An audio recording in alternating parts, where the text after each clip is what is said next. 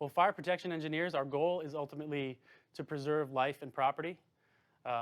Like I said before, we safeguard new and existing facilities to withstand fires, explosions, and other hazardous events.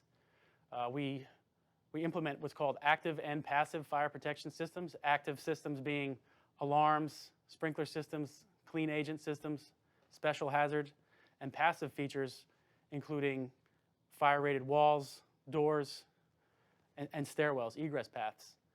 What really sparked my interest in World Trade Center 7 was the fact that the media reported its collapse 20 minutes prior to the actual collapse. It was a Type 1 fire-resistive construction, fireproof steel, aka it's very solid and is built to withstand temperatures of extreme heat. There have been numerous other high-rise steel frame structure fires in history that have suffered no collapse or no structural damage whatsoever. What comes to mind is First Interstate Bank, Los Angeles, One Meridian Plaza, Philadelphia. They burned for many hours, over many floors, upwards of 17, 18 hours in some cases, and they remain structurally intact and are still in use today.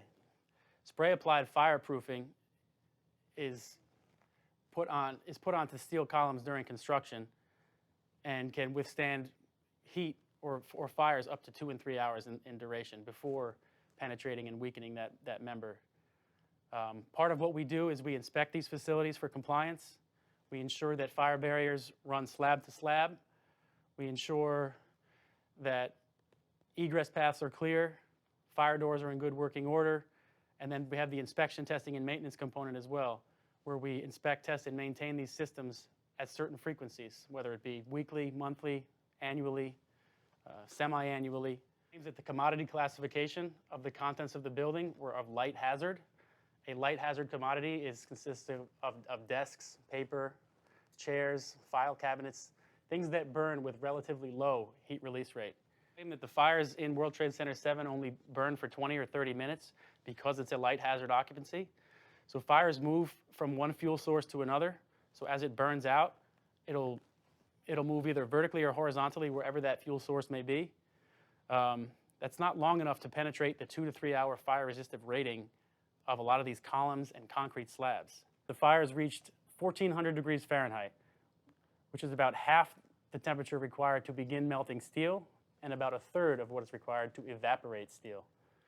NIST did conduct what's called a hypothetical blast scenario, where they used decibel readings and other video evidence, but they ignored any scenario involving incendiaries which burn hot, fast, and extremely quiet in comparison.